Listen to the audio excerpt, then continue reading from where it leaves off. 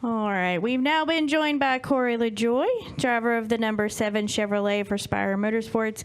Corey, thanks for joining us. Yeah. Thank you for being a little patient back there in the back as we rolled through those questions with Brad. Before we get started with questions here for you, just if you don't mind, give us your thoughts on walking in today. I know this place has always had a special place in your heart, so to speak, but tell us a little bit about how it felt today walking in with all the NASCAR Cup Series haulers and the official weekend kicking off.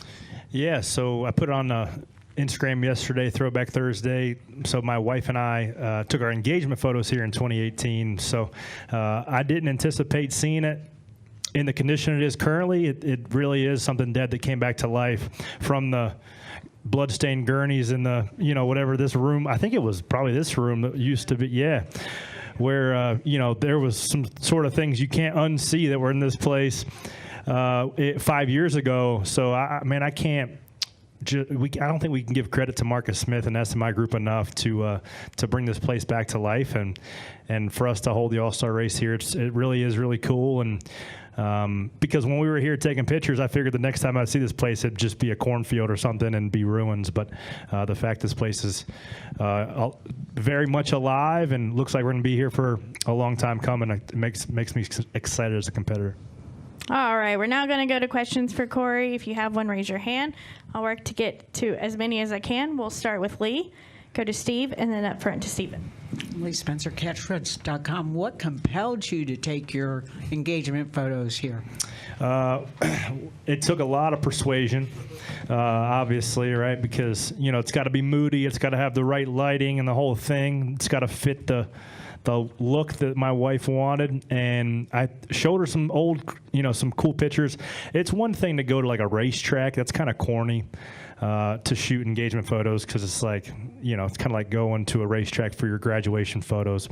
But the fact that it was like a rundown, broken down speedway such as North Wilkesboro at that time, it was a bit easier of a pitch than I expected it to be.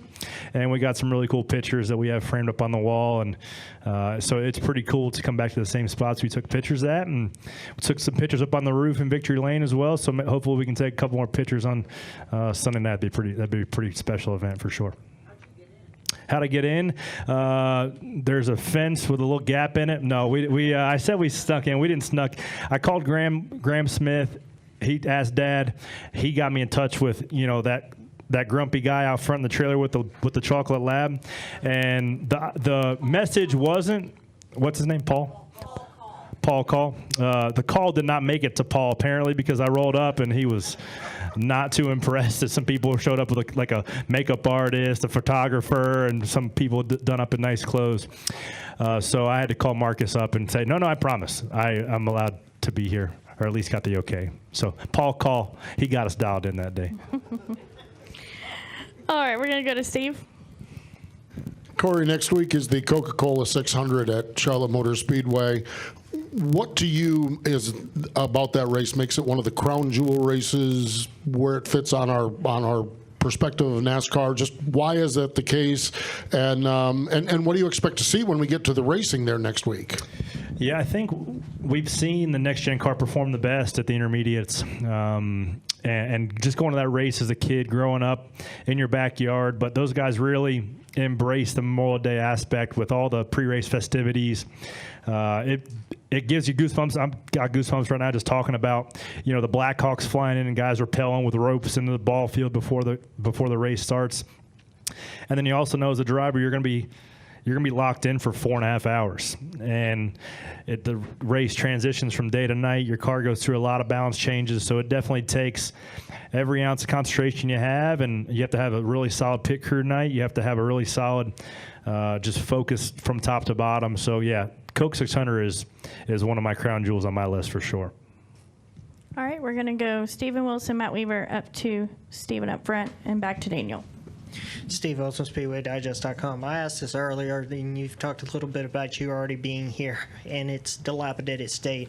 As you've come in here now and seen it all these years later, first off, what's your first impression of just the changes from you being here?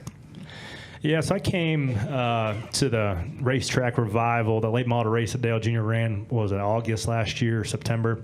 Had the motorhome parked up where they almost have like the they have those temporary suites in the back. Just how much of a facelift that this place has, and how hard those guys, Steve Swift and his team, have worked to get the track surface, like continue to patch that up and put Band-Aids on that 40-year-old surface. We've been scratching our heads all week to try to figure out what the best setup's going to be to try to get some tire longevity over the 100-lap All-Star Open, and then the All-Star race as well. But how clean it is certainly is what I noticed, right? The paint's new. Everything's pretty new except for the 40-year-old asphalt we're racing on. So I think I like that element. But I also am not gonna be upset when they dig it up and put a new fresh layer of pavement on this thing, so we can really put on a race where you can hammer down and spin some guys and run close together. Because I don't think we're going to see super tight racing here over the course of the weekend, just because how limited the traction is. And the second question is that I asked this to Harvick too. Do you advocate coming back here? He said that it doesn't matter to him because he's not racing next year, but since you will be, do you advocate to come back or do something different? Well, I think so Brad was up here talking about the stale schedule. I think just weaving in some events like this, and I do think there are markets, if you listen to Stacking Pennies, we talk about this a lot. There are a lot of markets that I think we should go to every other year, every 3 years. I'd love to see a Kentucky come back occasionally on the schedule. Love to see a Nashville Fairgrounds when they get that place hopefully up and going. And I don't think that their places, I think there are going to be some traffic concerns on Sunday, but to come back here as a every year All-Star race, I think would be a good setting, but that's way above my pay grade to figure that out. But I love a good short track for sure. All right, Matt. Matt Weaver, Motorsports Tribune. You kind of touched base on the surface. We have not had a cup race on a surface this old in a long time, ever probably, yeah. You kind of articulated a little bit of how that could affect the racing. This much fall off, maybe a lack of shifting, maybe it gets rid of some of the aero woes we've had on short tracks. Could there be benefits positively to the racing from that standpoint? Yeah, I think the biggest benefit is that the engineers haven't had a time to like figure it out yet, or like make it bad, because when the engineers have a good validated sim model, a good validated track grip to figure out where the bumps are at, they make the cars drive considerably better. So then the gap between the comers and goers is a lot more.